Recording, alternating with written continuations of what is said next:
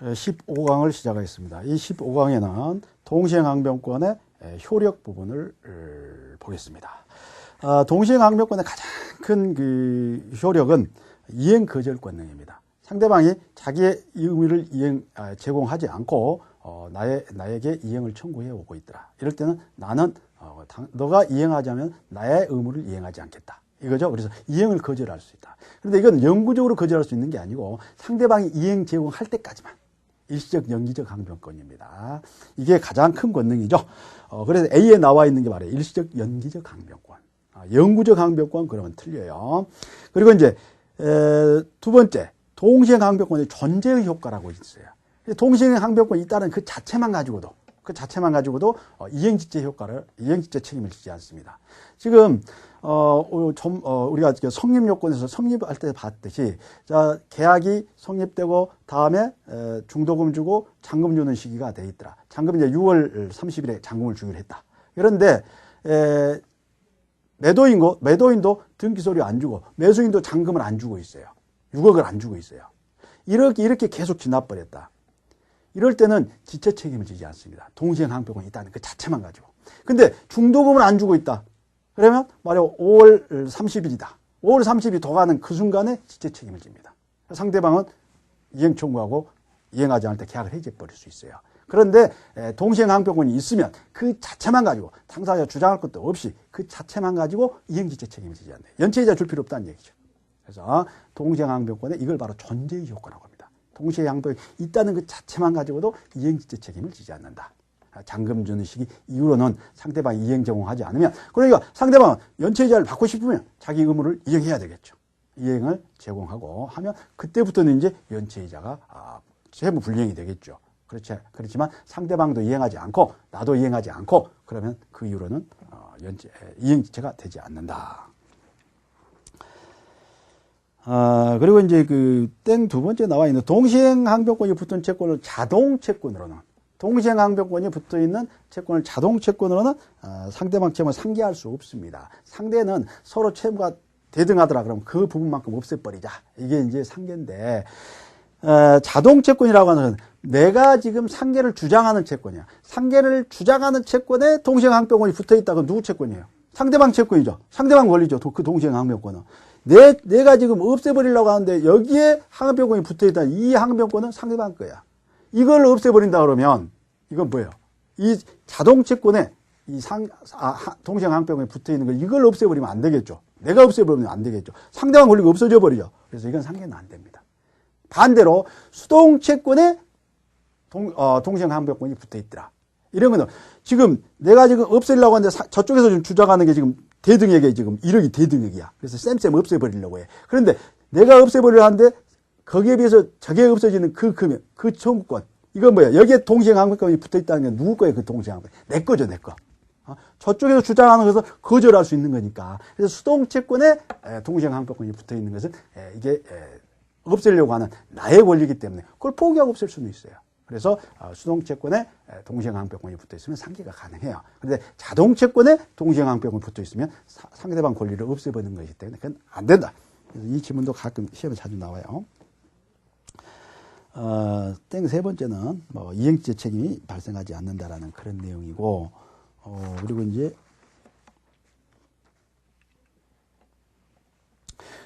B번 나와 있는데 동시행 항변권이 있다고 해서 채권에 본래의 채권에 소멸시효가 진행되지 않는 것은 아니에요. 그대로 진행돼요. 동시행 항변권이 있다는 그 자체만으로 지체 책임은 안 진다고 그랬어요. 채무불이행 책임이 안 지는데 그렇다고 해서 권리 행사하고 있다라고 보지 않죠. 그렇죠? 권리 별도로 변제를 요구를 한다든가 최고를 한다든가 이래야 권리 행사가 되는 것이지, 동시행 항변권이 있다는 것 자체만 가지고는 소멸시효가 진행하지 않는 것은 아니다. 그대로 진행한다는 얘기예요. 그래서 그런 내용이고, 다음에 이제 이게 만약에 소송에서 이제 문제가 됐을 때는 이건 이제 유치권하고 똑같습니다. 이 부분에 대해서는. 그래서 당사자가 지금 동시행 항변권을 내가 있어요. 그런데 매도인이 나에게 대금을 달라 하고 있어요. 나는 못 주겠다. 그러니까 이제 그래? 소송을 제기한 거야. 매도인이 등기소리도 안 주면서 소송을 제기해요. 그러면 나의 소송에서 하늘이 알고 땅이 아니까 등기소리 안 주면서 지금 나에게 돈 달라고 해? 안 주고 아예 소송도 참가 안 해버렸어요. 그럼 나 패소해버립니다. 내 주장을 해야 돼요. 상대방이 지금 매도인이 등기소리가 안 주기 때문에 내가 대금 안 주고 있다. 이 말만 하면 돼. 이게 바로 항변권이에요. 그래서 동시행항변권은 그 법률 용어로 쓸 것도 없어요. 사실 부분만 얘기를 하면 법관이 이렇게 보고 이게 동시행항변권 주장이구나 해서 인정을 해준다는 얘기예요. 그래서 동시행항변권은 반드시 소송에서는 당사자가 원용을 해야 돼. 주장을 해야 돼요. 원용을 해야지 있는 것으로 판단해 주지 주장을 하지 않으면 없는 걸로 해서 패소시켜버립니다. 그래서 소송에서는 당사자가 주장해야 된다. 만약에 주장했을 때는 어떻게 하겠냐. 그러면 상대 원고를 패소시킬 것이냐. 그렇지 않죠? 상대방이 이행 제공하면 이행 제공하면서 다음에 만약 매도인이 패소했어. 등기소리 안 줬기 때문에 내가 동시행항변을 주장해서 그러면 다음에 매도인이 이제 등기소리를 주면서 소송을 제기했어. 그러면 또 매도인 승소시켜줘야 되겠죠. 그럼 무기간 소송이 계속 반복되니까 이럴 때는 상환급부 판결을 내려요. 그래서 상환으로 서로 이행해서 급부를 해라. 급부를 하고 상환해서 가져가라. 이렇게 가는 거예요. 네 등기소리 주고 가져가라. 그래서 일부 승소, 일부 패소 판결을 내려요. 이게 유치권하고 똑같은 내용입니다. 소송상으로는. 동시행항변권은 준용, 유추 적용이 있다고 그랬죠. 그래서 기억번에서 민법이 규정하는 것들, 도급인의 손해배상 청구권, 소급인의 보수 청구권, 10번은 이제 가등기 담보에서 청산금 채무와 목적 부동산의 번등기 및 목적물 인도 의무사에 전세권 소멸과 동시행항변권, 동시행 전세권 소멸. 그래서 317조 그 내용 얘기했었고, 계약 해제, 원상회복 549조 규정되어 있고, 매도인의 담보 책임. 매도인의 담보 책임이 매수인이 담보 책임을 물어서 계약을 해지했다. 이런 경우에는 받은 게 있으면 서로 돌려줘야 되겠죠. 이게 동시행항변권. 다음에 판례가 인정하는 것이 있다고 그랬어요. 임대차 계약이 종료됐다. 우리가 전세권이 종료된 게 317조에 규정이 돼 있어요. 그런데 임대차가 종료됐을 때는 이제 보증금 주고 물건 목적물 돌려줘야 되겠죠. 방 비워줘야 되겠죠. 이 부분에 대해서는 명문 규정이 없어요. 그런데 통세 판례가 일체하게 인정합니다. 다음 B번 나와 있죠. 무효나 취소가 됐을 때. 해제인 경우는 명문 규정이 있어요. 그런데 무효 취소가 됐을 때. 그래서 근데 무효 취소는 이행하지 않는 건 이행할 필요가 이미 이행해버렸다. 이런 경우에는 이제 서로 이제 반환해야 될 그런 문제가 있겠죠. 그리고 이제 그 박사안의 유치권과 동시행항변권 차이점이 있는데 유치권은 물권이고 동시행항변권은 이건 항변권, 채권을 청구권을 거절하는 것에 불과하다. 유치권은 마찬가지 둘 다 법률의 규정에 의해서 발생하는 것들. 다음에 이제 점유 상실하면 유치권 소멸하고 동시행항변권은 점유하고는 관계가 없어요. 둘이 병존할 수 있습니다. 제도적 취지는 같아. 공평의 사상, 신의 측에서 인정하는 것들이다. 다음에 이제 위헌부담. 위헌부담은 후발적 불능으로서 가령 이제 계약이 체결됐다. 좀 전에 예를 들었던 동시행항변권의 예를 들었던 5월 1일 날 계약을 체결하고 5월 30일 날 중도금 주고 6월 30일 날 잔금 치르기로 약속을 했어요. 그런데 5월 1일에는 계약 체결할 때는 멀쩡했어. 재산권이 있었어. 그런데 6월 30일 그때 이행하지 그 사이에 사단이 벌어진 거야. 그래서 가령 홍수가 나서 집이 조금 인천 앞바다에 가 있다라든가 아니면 지진이 나서 그냥 땅속으로 들어가 버렸다든가 이렇게 됐을 때 어떻게 하느냐. 계약 자체는 유효 무효? 후발적 불능이니까 계약 유효겠죠. 계약은 유효입니다. 손해배상도 없어요. 귀책사유가 없으니까. 이럴 때 매도인은 재산권을 이전할 수 없죠. 이럴 때 이 대금을 줘야 되느냐 말아야 되느냐. 이게 문제가 되겠죠. 만약에 명문 규정이 없다면 서로 싸우겠죠.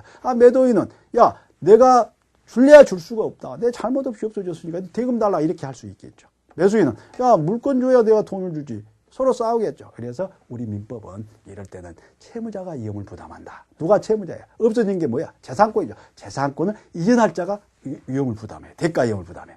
대금은 위험을 부담해. 그래서 대금 달라고 할 수 있다 없다? 없다. 네가 책임져라 이렇게 규정을 해놨어요. 이게 원칙이다. 그런데 이제 예외적으로 채권자가 책임을 지는 경우가 있어요. 매수인이 책임을 지는 경우가 있어요. 어떤 경우냐면 매수인이 어떤 그 수령 지체 중에 매도인이 등기소를 다 주고 집 비워줬는데 매수인이 해외여행 가버렸어. 5월 30일 날, 6월 30일 날. 그래서 이제 줄 수 없는 상황이 돼버렸어요. 그러는 과정에서 홀라당한 어디 날아가 버렸다. 이랬을 때는 매도인이 이미 그쪽으로 매수인 쪽으로 넘어가 있어야 맞는데 못 넘어가고 있죠. 이럴 때는 매수인이 책임져야 되겠죠. 대가형. 그래서 매수인 대금 지급해야 된다.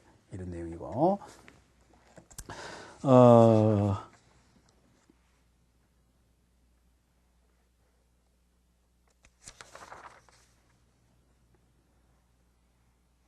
채권자 지체와 채권자가 책임이 있고, 그리고 이제 수령 지체 중에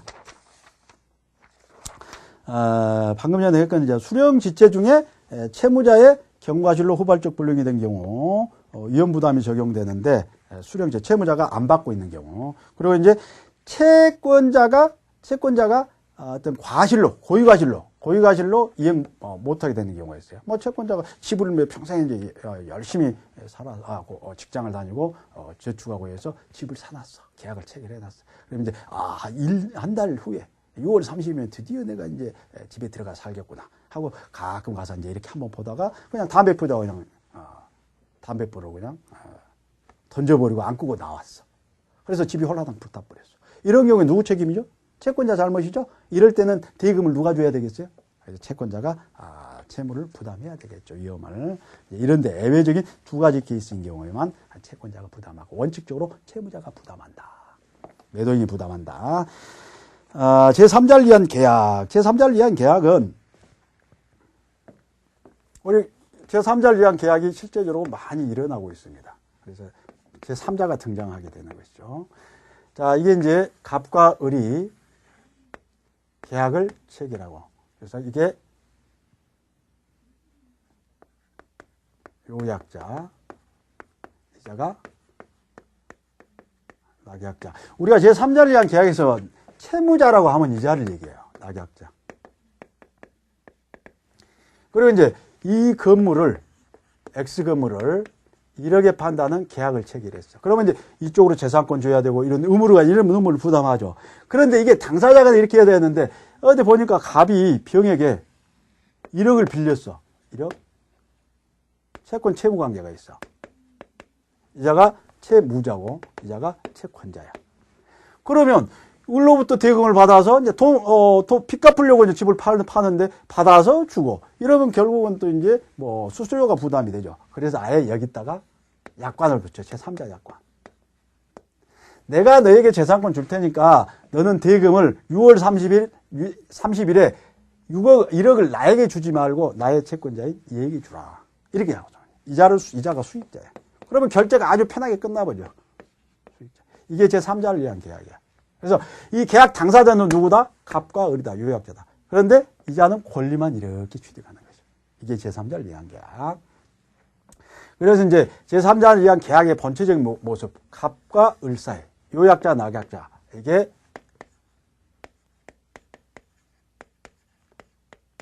보상관계라고 합니다. 그리고 보상관계가 되는 그 원인되는 요약자와 이 수익자 사이, 이게 대가관계라고 해요.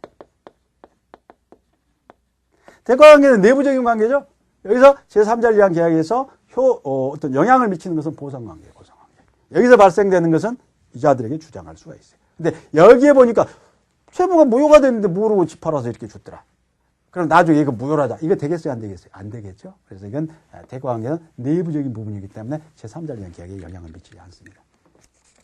그런 것들이 이렇게 설명되어 있고, 그 관련 판례에 보면 제3자를 위한 계약이라고 볼 수 있는 것들, 그러니까 병전적 채무인수 같은 경우는 제3자를 위한 계약입니다. 근데 면책적 채무인수, 이자에게 새로운 권리를 발생시키는 거야. 새로운 권리를 발생시켜야 돼. 근데 새로운 권리가 발생시키지 않는 것들은 이건 제3자를 위한 계약이 아닙니다. 면책적 채무. 면책적 채무에서 네 채무를 면제라고 대신 내가 책임을 지마. 똑같은 걸 책임지는 것이죠. 그러니까 이건 이자에게 별개의 권리를 발생시키는 게 아니야. 그래서 제3자를 위한 계약이 아닙니다. 그래서 병전적 채무에서 나도 의무를 부담하고 너도 의무를 부담하고 이런 경우에는 제3자 채무자 입장은 좋잖아요. 하나가 또 있으니까, 담보가 있으니까. 그래서 이건 새로운 권리가 발생시키기 때문에 제3자를 위한 계약이다. 계약 인수라든가 이행 인수, 이행만 인수한다든가 계약을 인수, 이건 제3자를 위한 계약이라고 볼 수 없어요. 성립 요건, 계약이 유효하게 존재해야 되고 제3자 약관이 부과돼야 됩니다. 유효하게 존재해야 돼요. 그리고 제3자에게 취득시키는 권리, 이자에게 취득시키는 권리는 물권도 좋고 채권도 좋고 이래요. 그리고 제3자는 이 수익자는 이 계약 당시에, 그러니까 5월 1일 당시에 반드시 존재할 필요가 없어요. 이게 만약 이게 태아다. 그래서 할아버지가 태중에 있는 아이에게 낳기도 전에 아예 이렇게 집을 하나 사준다라든가 아니면 돈을 뭐 이래 한다든가 이렇게 할 수 있겠죠. 태아일 수도 있어요. 계약 성립 단계에. 그리고 설립 중인 법인일 수도 있어요. 법인은 설립 등기가 되는데 아직 등기 이전의 법인, 설립 중의 법인. 이래도 상관이 없어요. 물론 병의 권리를 발생시키기 위해서는 태아가 출생을 해야 되겠죠. 설립 등기가 돼야 되겠고. 그런데 계약할 때는 제3자를 위한 계약이 성립될 때는 이게 뭐 아직 뭐 어떤 권리 능력이 없어서 상관이 없다 그 말이에요. 제3자를 위한 계약의 효력, 제3자에 대한 효력, 제3자 이자에 대한 효력. 자, 이자에게 6월 30일에 1억을 지급해야 된다는 약관을 붙였어. 그러면 이자에게 권리가 발생하려면 이자가 뭐 어떻게 해야 되냐면 수익에 의사표시를 해야 됩니다. 그래 내가 받겠다. 이래야 이 권리가 발생해. 수익의 의사표시. 일방적으로 이게 형성권입니다. 형성권. 그런데 을 입장에서는 뭐 이자가 여기 약관을 붙이기는 했는데 이게 뭐 우리 병으로 아는 건 아니죠. 이자가 뭐 6월 30일에 정말 이게 뭐 권리를 뭐 자기가 1억을 가져갈 것이냐 말 것이냐. 어차피 돈을 줘야 집을 취득하니까. 그래서 이자에게 줘야 되냐 말아야 되냐. 그래서 이제 을이 병에게 이자가 빨리 권리를 행사 안 하고 있어요. 그래서 우리 6월 30일에 야, 너 이거 수익의 의사표시 할래 말래 물어보는 거예요. 이렇게 할 수 있어요. 이게 뭐예요? 최고죠. 최고. 독촉하는 거야. 그러니까 이것을 가져갈래. 1억을 내가 너에게 줘 말어. 네 수익 의사표시 내가 줄게. 이게. 그런데 아무 말도 안 했다. 그러면 수익 의사표시 없는 것으로 간주해버립니다. 최고는 이건 의사통지라고 그랬죠. 의사통지. 각종 최고 거절 의사통지. 이건 법률에 규정이 돼 있어요. 그렇네요. 제3자의 지위. 계약 당사자는 요약자, 낙약자다. 수익자는 제3자의 사기강박에서 제3자에 해당되는 것이고 수익의 의사표시 A 나와 있죠. 제3자의 효력 발생, 권리 발생 요건이죠. 계약 성립 요건 아니에요. 계약 성립 요건은 이미 여기에 계약이 성립되어 있는 게 이자가 수익의 의사표시는 이자에게 권리가 발생. 대금 1억 청구권이 발생하기 위해서는 수익의 의사표시를 하는 것이다 그 말이에요. 다음에 수익의 의사표시, 상속, 양도 다 가능하고 재산적 성질이니까 최고를 알 수 있죠. 그래서 명시적, 묵시적으로 행사할 수 있고 이건 뭐 수익의 의사표시 할 수 있는 것은 형성권이고 이건 10년 제척기간에 걸리고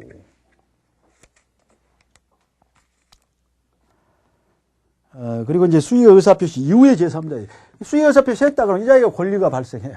그래서 이제 야 돈도 이렇게 할 수 있다는 얘기죠. 그래서 권리 행사할 수 있고 그런데 돈 주라는데 안 줘요. 그러면 손해배상 청구할 수도 있겠죠. 그런데 야 채무 6월 30일에 의사표시를 했어. 그러면 이때부터 이제 우리는 병에게 1억을 지급해야 돼. 그런데 우리 병이 야 돈 줘. 안 줘요. 그래서 그러면 상당 기간 관련해서 너 이틀 안에 돈 내놔. 안 주면 뭐 이렇게 해서 최고를 냈어요.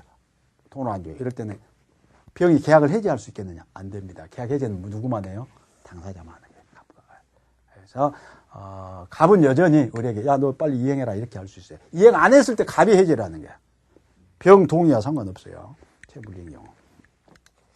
이런 내용들이고 당사자에 대한 효력, 요약자의 지위, 수익의 의사표시 하더라도 여전히 당사자의 지위가 있고 그래서 이행을 하라고 요구할 수 있고 계약 해제권, 취소권 이런 것들은 전부 갑과 을 사이에 을이 가지고 있는 거예요.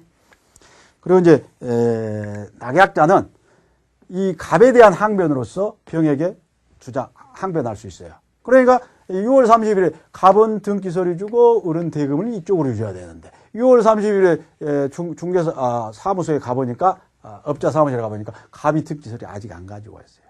그런데 을이 병에게 병은 돈 달라 한다는 얘기야. 이럴 때 을이 갑에 대한 항변으로 을에게 항변할 수 있겠느냐? 있어야 되겠죠.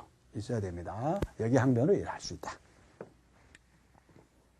그런데 반대로 갑의 여기에 대한 항변으로 여기는 항변하면 안 되겠죠. 내부 관계는 안 돼요. 근데 이걸 가지고는 할 수 있어요. 그런 내용입니다. 낙약자의 지위. 낙약자는 요약자와 함께 계약 당사자로서 그 계약에서 발생한 채무를 제3자에 대하여 이행할 의무를 진다. 그렇죠. 그러나 낙약자는 계약에서 발생한 무효 취소 동시행 항변권의 사유는 제3자에게 항변할 수 있죠. 그 말이에요. 그런 내용이고. 다음에 계약의 해제와 해지를 봅니다. 해제. 해제라는 그 용어 자체는 계약은 유효하게 존재한다. 계약이 성립됐다. 그런데 그 후에 발생한 이 형성권으로 해제권을 가지고 해제권자가 해제의 의사표시로 상대방에게 도달시켜버리면 계약은 소급에서 무효가 돼버린다. 이게 해제입니다. 그러니까 후발적 불능인 경우에는 계약은 유효라고 그랬죠. 자, 계약이 5월 1일 성립돼 있어요. 근데 6월 30일 이행하기로 했어. 근데 갑이 잘못으로 5월 30일에 홀라당 불타 없어져 버렸어요. 그렇다 하더라도 이 계약은 유효, 무효? 유효다. 이럴 때는 을은 뭐 할 수 있다? 이행불능이죠. 이행불능에 기다릴 것도 없어. 5월 30일에 바로 을은 갑에게 계약을 해지하고 손해배상을 청구할 수 있겠죠. 뭐 이렇게 된다는 얘기야. 해제와 구별되는 게 해지는 계속적 계약이고 해제는 일시적 계약입니다. 일시, 뭐 매매 계약이라든가 증여, 교환 뭐 이런 것들. 해지는 계속적 계약, 임대차 뭐 이런 것들, 소비대차 뭐 이런 것들. 계약 해제 계약은 이건 서로 합의로 해제하는 거야. 이거는 해제는 뭐야? 일방적 의사표시, 형성권을 가지고 일방적으로 소급해서 없애버리는 거야. 그런데 이건 채무불이행인 경우에 인정됩니다. 그런데 당사가 채무불이행과 상관없이 야 이렇게 해놓고 약정을 해놓고 서로 합의로 야 우리 없애버리자 할 수 있겠죠. 그걸 못하면 말이 안 되죠. 서로 합의로 없애버릴 수 있다. 이럴 때는 채무불이행과 상관없기 때문에 합의 해제는 해제 계약은 손해배상 문제가 발생한다 안 한다? 안 한다는 얘기죠. 그렇습니다. 그게 니은에 나와 있는 거고 해제 조건과 실권 조항. 여러분 이제 해제 조건, 실권 조항은 어디에 나오냐면 조건 기한에서 나와요. 그러니까 해제는 별도의 의사표시를 해야 됩니다. 그런데 해제 조건만 성취되면 실효되는 거예요. 그러니까 자 내가 청약을 5월 1일 날 승낙을 했어요. 그런데 이때 갑이 이 승낙 기간을 4월 30일까지 승낙 기간을 정했어. 이렇게 정했어. 이럴 때 이게 만약에 연착됐다. 5월 1일 날 발송을 해서 5월 2일 날 도착이 됐다. 그럼 이 계약은 성립됐다 안 됐다? 안 됐죠. 승낙 기간 안에 살아있을 때 청약이 살아있는 기간이야. 이 기간이. 살아있을 때 들어가야지. 이미 죽어버렸는데 의사표시가 없어져 버렸는데 계약이 성립이 안 되죠. 이랬을 때 그러면 발신주의라고 하는데 뭐 발송을 5월 30일로 합시다. 5월 30일. 4월 30일. 여기 4월 30일 발송했는데 5월 1일 날 들어왔다. 그러면 4월 30일 발신주의인데 그러면 이때 효력이 발생을 한다라고 이렇게 531조 규정해 놨는데 이걸 어떻게 해석한다? 해제 조건이다 그랬죠. 이게 부도다를 조건으로 승낙기간 내에 부도다를 조건으로 이때 발생한 것을 봐요. 그러니까 이때 부도다를 됐다. 그러면 어떤다고요? 이 유약이 존재했던 게 이게 실효되는 거야. 이게 해제 조건이죠. 그러니까 해제 조건은 별도 의사표시 필요 있다 필요 없다 없어. 조건만 성취되면 실효돼 버린 거야. 이게 해제 조건입니다. 그러니까 다르죠. 해제는 별도 의사표시를 해야 되는데 해제 조건만 성취되면 되는 것이다. 관련 판례에 매수인이 중도금 미지급 시 계약이 해제된 것으로 한다. 매수인. 야, 중도금 안 주면 계약이 해제된 것으로 한다. 이렇게 돼 있어요. 그러면 중도금 안 주면 이때 5월 30일 중도금 주는 날짜야. 5천만 원 주기로 했어. 그러면 이때 안 주면은 그대로 실효되겠느냐? 실효됩니다. 선이행 의무가 있으니까. 그런데 이게 6월 30일에 만약 안 주면 이 계약은 실효된다. 이리 조건을 붙여놨어. 실권약관을 붙여놨어. 6월 30일이 딱 됐어. 7월 1일이 됐어. 계약 실효된다, 안 된다? 안 된다. 왜 그래요? 왜 그러는 거야? 갑의 재산권 이전 의무와 을의 대금 지급 의무가 뭐가 있어요? 동시행 관계가 있어. 동시행 관계는 전제 효과를 했죠. 동시행 항변권이 있다라는 그 자체만 가지고 이행지체 책임을 안 져요. 이행지체 책임을 안 지니까 이행지체가 아니라는 얘기야. 실효 안 돼. 실효시키려면 별도로 뭐를 해야 돼요? 이렇게 했다 하더라도 그럼 갑이 30일 날 자기의 의무를 이행 제공해야 돼. 이행지체에 빠뜨려야 된다 그 말이지. 그래서 이게 관련 판례에 나와 있는 게 바로 1번하고 2번 차이가 바로 그거예요. 동시행 항변권을 물어보는 거예요. 그래서 선지급, 중도금을 여기에 실권약관을 붙였다. 그럼 도감은 바로 효과가 발생해버립니다. 실효됩니다. 그런데 잔대금에 실권약관을 붙였다. 이런 경우에는 별도로 이행지체에 빠뜨려야 된다. 동시행항변권이 있기 때문에 그런다. 취소인 부분은 해제와 다르죠. 해제는 뭐에만 인정되는 거다? 계약에만 인정돼요. 해제는. 취소는 뭐예요? 우리가 민법 총칙에서 배웠듯이. 취소는 모든 법률행위에 인정되는 거야. 네. 취소는 법정에 규정이 돼 있어요. 취소는. 그래서 무능력자라, 제한능력자라든가 또는 사기 강박인 경우에 계약을 취소할 수가 있어요. 법률행위를. 근데 계약일 수도 있고 단독행위일 수도 있고. 그런데 해제는 뭐야? 해제는 계약에만 인정 특유한 제도다. 그래서 해제권이라는 거. 물론 거기도 취소권이 있어야 되고 여기는 약정 해제권도 있고 법정 해제권도 있어요. 그런데 취소는 다 약정 취소가 없어요. 법정 취소가. 법률의 규정이 있을 때 취소권이 발생한다. 무하대성. 그래서 제한능력자 그리고 하자에 있는 의사표시한자, 대리인, 승계인 이 자들이 취소권을 가지고 의사표시를 해야 된다. 여기는 해제권을 가지고 의사표시 이런 차이가 있다. 약정, 법정 그런 차이가 있고 소급에 있는 건 마찬가지 같아요. 그리고 이제 그 효과는 해제는 원상회복입니다. 원래대로 계약이 없던 상태로 그 상태로 원상회복이 있다. 그런데 이제 취소는 부당이득반 아니고 해제는 채무불이행과 관련되어 있기 때문에 손해배상 문제가 발생합니다. 취소는 손해배상 문제 발생하지 않는다고 그랬죠. 차관료로 취소했다. 손해배상 문제 발생하지 않는다고 그랬어요. 전속기간 10년. 다음에 이제 해제권의 발생 봅니다. 해제권은 법정해제의 발생. 그리고 이제 행사. 해제권 가지고, 해제권 다음에 이제 행사가 있겠죠. 다음에 이제 행사하면 효과가 어떻게 될 것이냐. 이것만 검토하면 돼요. 자, 해제권은 약정해제도 있을 수 있어요. 그런데 법정해제는 반드시 어떨 때 발생하냐. 채무불이행일 때 발생합니다. 계약이 했는데 중도금 안 준다든가 대금 안 준다든가 또는 재산권 이전하지 않는다라든가 이때 해제권이 발생하는 거예요. 그래서 이제 자기 그 계약의 구속력으로부터 해방되는 것이죠. 이게 이제 해제권이야. 채무불이행에 뭐가 있느냐? 이행지체가 있고 이행불능이 있고 불완전 이행이 있습니다. 이 이행지체 이행불능은 우리 민법에 규정이 되어 있어요.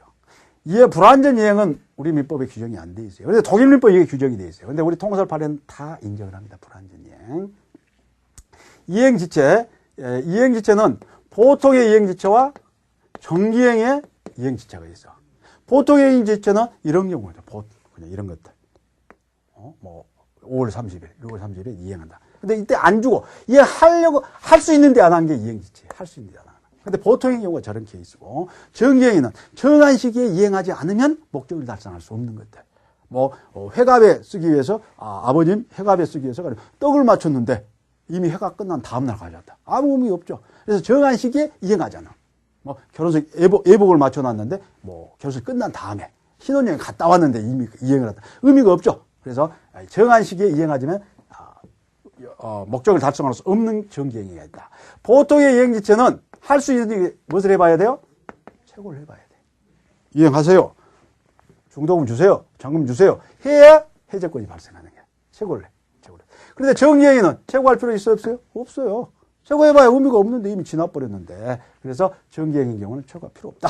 그게 이제 보통의 이행지체에 나와 있는 거고 계약의 정기행위인 경우에는 최고 없이 해제권이 발생한다고 그랬어요. 다음에 이행불능인 경우.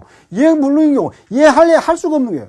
갑이 집을 홀라당 불태워버렸다. 자기 책임으로. 이런 경우에는 이해할래 할 수가 없죠. 최고 필요 있다 없다? 최고가 필요가 없습니다. 이런 거. 바로 계약 해제권이 발생해서 바로 그 순간에 계약을 해제해버릴 수 있어요. 올려서는. 후발적 불능이는 갑이 잘못을 6월 30일 이행하겠는데 5월 30일에 불질러버렸다. 없애버렸다. 이런 경우에는 을은 그 순간에 안순간에 계약 해제권이 발생합니다. 바로 계약을 해제해버릴 수 있습니다. 최고할 것 없어요. 이때까지 기다릴 것도 없다. 할래야 할 수가 없는데 다음에도. 그래서 이행불능인 최고가 필요 없다. 불완전 이행은 이행하긴 했어. 그런데 완전치 못하게 했어. 불완전하게 했어. 아니면 쪽파를 이렇게 종자를 주문했는데 아주 불량 쪽파를 종자를 가져와서 심었더니 30%밖에 안 났어. 엄청난 손해가 발생했어요. 그래서 이 추환이 추후 보완, 이거 추환이라고 합니다. 추환이 가능한 경우가 있어요. 자, 이게 재산권 이전해라 그랬더니 뭐 불완전하게 이전한 거야. 그래서 뭐 집을 뭐 하나를 뭐 어떻게 뭐 일부를 뭐 멸실되게 이렇게 했다든가 완전치 못하게 이행한다든가 돈을 달라고 그랬더니 돈을 주기는 줬는데 뭐 좀 적게 줬다든가 이렇게 할 수 있겠죠. 추후에 보완이 가능한 경우가 있고 추환이 불가능한 경우가 있어요. 방금 전처럼 종자를 불량 감자를 그냥 씨앗을 줘서 심었더니 감자가 그냥 20%밖에 발아 안 돼. 80% 손실이 발생해 버렸어. 나중에 뭐 해봐야 이미 농사님이 끝나버렸는데. 그래서 추환이 가능한 경우는 최고할 필요가 있겠다. 추환이 보완에 최고할 것도 없겠죠. 이런 경우는 바로 계약을 해지하고 손해배상을 청구하면 될 것이다. 그래서 이런 것들. 그리고 이제 불완전 이행한 경우. 다음에 채권자 지체인 경우. 채권자 지체인 경우는 뭐냐? 자, 갑이 받으시오 했더니 안 받고 있어요. 안 받고 있다. 이럴 때는 받으시오 했는데 안 받고 있어요. 그래서 만약 뭐 슈퍼에서 맥주를 주문했는데 맥주를 슈퍼에 분주했는데 맥주를 한 박스 가져가서 받으시오 갔더니 해외 여행 가버렸어 그날. 주문만 해놓고. 이래서 이제 채권자 지체가 되겠죠. 이랬을 때 갑의 계약 해지할 수 있겠느냐 이게 문제가 됩니다. 그래서 이런 경우에는 채무불이행으로 봐서 최고하고 채권자 지체인 경우 채무불이행에서 최고하고 해지할 수가 있습니다. 받으세요. 못 받으면 계약을 해지하고 손해배상 청구를 할 수가 있다. 다음에 사정 변경에 의한 계약을 해지할 수 있겠느냐. 사정 변경이란 뭐냐. 계약 성립할 때 경제 사정이 다음에 이행할 때 보니까 전혀 다른 어떤 상황이 벌어졌더라는 얘기야. 그래서 이때는 이게 1억짜리였는데 이때는 10억짜리가 돼버렸어요. 10배가 뛰어버렸어. 이랬을 때 갑이 계약을 해지할 수 있겠느냐. 가령 이럴 때 뭐 주로 어떤 사변이 일어났다는 거야. 6.25 때 계약을 체결했어. 6.25 바로 직전에 49년에 계약을 체결했어. 그런데 6.25가 나고 어쩌다 보니까 그때는 이제 의사주의니까 뭐 별 문제가 없었는데 이거 보니까 어쩌다 보니까 뭐 10년이 지나버렸어. 그런데 엄청나게 가격이 뛰어버렸어. 사정이 변경됐죠. 이랬을 때 이행을 계약을 해지하지 못한다면 갑에게 손해가 발생할 수 있겠죠. 이때는 100원 주고 계약을 체결했는데 이때는 10,000원이 돼버렸어요. 그러면 10,000원짜리를 100원만 주고 넘겨줘야 되냐 이런 문제가 발생합니다. 그런데 일시적 계약에 있어서는 우리 판례는 일시적 계약에서는 사정 변경에 의한 계약 해제를 인정하지 않습니다. 물론 이제 보증계약 같은 경우는 계속적 계약인 경우는 인정을 해요. 해지권은 인정하는데 해제는 일시적 계약이기 때문에 인정하지 않는다. 부정하고 부수적 채무불이행 이걸 가지고 계약 해제할 수 있겠느냐. 부수적 채무불이행의 대표적인 게 뭐냐면 토지거래 허가구역에서 허가를 받는 것은 부수적 급부문이에요. 주된 급부문은 뭐다? 이제 재산권 이전하는 거야. 그런데 허가를 받으세요. 그런데 협력 안 해. 이자가 안 팔려고. 토지, 만약에 이게 토지다. 그러면 허가를 받아서, 관공서 허가를 받아서 이제 대금 주고 등기를 해야 되는데, 허가서 가지고. 이자가 협조를 안 해주는 거야. 이럴 때 계약 해지할 수 있다, 없다? 없다고 그랬죠. 유동적 무효할 때 배웠잖아요. 그래서, 협력 의무 위반, 손해배상 청구할 수 있어요. 그런데 협력 의무 위반했다고 해서 계약 해지는 안 된다. 유동적 무효에서 다시, 돌아가서 다시 보시기 바라고. 이런 것들입니다. 그리고 이제 해제권 행사. 해제권 행사는 의사표시를 해야 되겠죠. 의사표시. 이게 다수인이더라. 그러면, 불가분적으로 해야 돼. 다수인에게 해야 돼요. 저기, 매도인이 공유자더라. 그러면, 공유자들이 해제 의사표시를 매수인에게 한다. 다 해야 돼, 다. 1인만 빠져도 안 돼. 효과가 없어요. 그리고 이제 매수인이 매도인을 상대로 해제하고 싶다. 갑, 병, 무, 기가 있더라. 그러면 다 해야 돼, 다. 물론 동시에 할 것 없어요. 해제의 불가분성이라는 동그라미 3번에 나와 있는 내용입니다. 전원으로부터 전원에 대하여 하여야 하며, 이건 강행규정 아니에요. 임의규정이기 때문에 당사자가 달리 정할 수가 있다. 여기 이제 시험에 당연히 여기서 한 문제 나오겠죠. 여기서 한 문제 나옵니다. 다음에 이제 해제 효과. 행사 부분은 그냥 불가분성이 있다 정도만 알고 계시면 되고, 효과 당연히 시험에 나옵니다. 100% 나오죠. 안 나올 수 없죠. 자, 해제 의사표시를 했습니다. 의사표시를 했어요. 그러면 이 계약은 갑과 을이 지금 해제권 계획해서 해제 의사표시를 했어요. 그래서 이게 실효가 돼버려. 이게 계약은 다 양의사 청약 승낙이 살아있어야 되죠. 근데 이게 없어져 버렸어. 계약은 실효돼 버리죠. 그래서 실효되기는 하는데 어떻게 되느냐? 소구표입니다. 소구표. 소구표라는 게 뭐예요? 7월 1일에 계약을 이걸 해제를 했어. 그러면 언제로 돌아가서 이 계약이 없어지느냐? 계약 성립할 때로 돌아가서. 계약 성립시로 돌아가서 5월 1일로 돌아가서 없어져 버린다라는 얘기죠. 그렇기 때문에 다음에 실효가 되고 소급에서 무효가 되고 이 다음에는 그러면 어떻게 이미 이행해버린 건 어떻게 할 것이냐? 그러면 이행해버린 거. 이걸 원상회복 해줘야 돼. 계약이 성립되지 않은 상태로, 체결되지 않은 상태, 원래대로 가져가야 돼. 가지고 있는 건, 자, 재산권 이미 이 앞으로 등기돼 버렸더라. 이러면 넘겨줘야 돼요. 그리고 대금 있더라. 대금 줘야 돼요. 여기에 만약 금전이더라, 금전. 돈이더라, 돌려줄게. 이건 받은 날부터 이자를 부과해서 넘겨줘야 돼. 이게 원상회복이야. 원상회복. 받은 날부터 이자를 줘야 돼요. 그리고 또 하나. 계약은, 해제권은 언제 법정이 언제 발생한다? 채무불이행일 때 발생한다. 채무불이행이 있다. 그럼, 이게, 위법행위죠. 위법행위이기 때문에 이런 경우에는 채무불이행이야 뭐가 발생해요? 손해배상이 발생한다 말이지. 그래서 이 손해배상, 이 받은 날부터 이 이자는 손해배상 아니 별도로 손해배상 또 해줘야 돼요. 이자 돌려주게 돈이다. 그럼 원금 돌려줘야 되고 이자 받은 날부터 돌려줘야 되고 매매대금 돌려줘야 되고 또 손해가 있으면 손해배상 또 해줘야 돼. 이게 세 가지 효과다. 그런데 이제 소급에서 무효가 됐을 때 이럴 때는 제3자의 권리는 해야지 못합니다. 근데 여기서 말하는 제3자의 권리는 우리가 107조, 108조, 109조, 110조에 보호되는 제3자는 어떤 권리라도 상관없어요. 물권이든 채권이 상관없어요. 근데 여기서 보호되는 3자는 물권적 지위를 취득한 자만 보호됩니다. 채권적 지위를 취득한 자는 보호 안 돼요. 그러니까 만약 임차인이더라. 여기서 이제 이자에게 임대차를 받았어. 그러면 이제 이자가 해지했던 이자인데 원래대로 돌려줘야 되죠. 그런데 대항력을 갖췄어. 그러면 보호돼요. 등기를 했다든가, 아니면 주택임대차 보호법상에 어떤, 대항력을 갖췄다든가, 그러면 보호되는데, 그렇지 않은 경우에는 보호 안 된다는 얘기야. 그런 내용이고, 해제의 소급표는 제3자 보호, 이게 중요해요.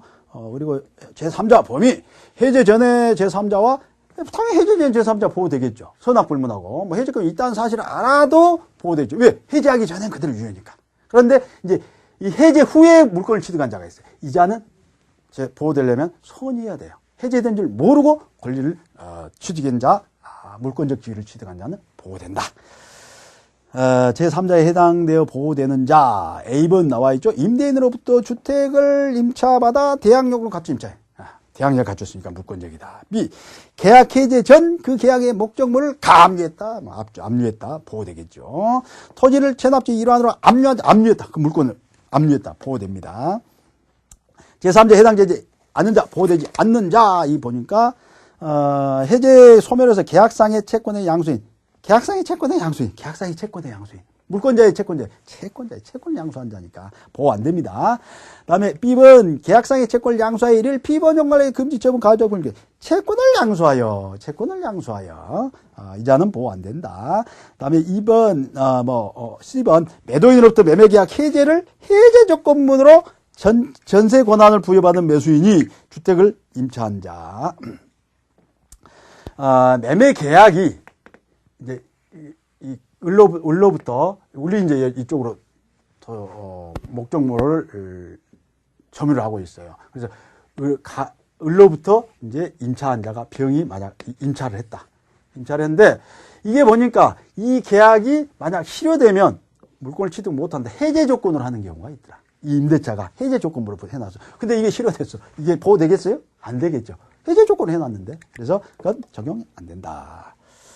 자, 원상회복. 선악불문하고 원래대로 복귀시켜줘야 된다. 원래대로 선악불문하고 손해배상 아까 있었고 해제와 동시행항변 이게 동시행항변을 할 때 명문규정으로 돼 있다고 그랬죠. 계약이 해제됐다. 그럼 원래대로 복귀해줘야 된다. 해제되면 이행하지 않는 게 있으면 이행할 필요가 없다. 그런데 이미 이행했더라. 원래대로 복귀시킨다. 금전인건 받은 날부터 이자 재산권 넘겨주고 사용이익까지 다 넘겨줘야 된다. 이렇게 차임상당 이런 것도 넘겨줘야 된다. 이게 동시행관계에 있다라고 했고, 만약 을이 해제했다. 그런데 을은 당연히 해제 효과를 주장할 수 있죠. 갑도 해제 효과 주장할 수 있다 없다? 있다라는 얘기야. 양당 다 주장할 수 있다. 그리고 해제한 자도 넘겨줘야 되고, 해제 당한 자도 넘겨줘야 되고, 원래대로 해야 된다. 해제권 소멸 한번 읽어보시고. 계약 해지는, 이건 이제 계속적 계약에서 인정되는 것이고, 여기도 마찬가지 해지권이 발생해야 되고, 해지는 소급이 없어. 해제는 소급이에요. 근데 해지는 장래에서 소멸되는 거야. 이거 원상회복이 아니에요. 해지는. 원상회복 해지는, 야, 이미 내가 뭐, 바른데, 이건, 해지는 원상회복 의무가 있는 게 아니고, 이건 청산의무입니다. 청산의무. 뭐, 차임 못 준 게 있으면 차임 줘야죠. 손해 발생해서 배상해줘야죠. 그래서 해지는 해제는 원상회복인데, 해지는, 청산관계, 청산의무예요. 청산. 그리고 이제, 해지는, 별도로 채권 각식에 규정이 되어 있어요. 뭐, 임대차라든가, 또는 소비대차라든가 규정이 되어 있기 때문에, 채무불이행과 관련돼 있어요. 여기는 채무불이행이면 그냥 다, 이제, 채무불이행에다 바로 해지권 발생하는 게 아니야. 명문으로 규정을 해놔. 아주 뭐 심각하다든가, 뭐 이익이 차임을 연체했다든가, 뭐 이럴 때 해지할 수 있다. 뭐 이렇게 규정을 해놓고, 뭐 동의 없이 임차권을 양도했다. 뭐 전대차했다. 이럴 때 해지할 수 있다. 이렇게 규정되어 있을 때만 하는 거야. 근데 그게 효과가 다르다. 거기는 장래요. 거기는 원상회복이 아니라, 청산관계, 손해배상. 이건 같다. 여기까지 해서 해제까지 마치겠습니다.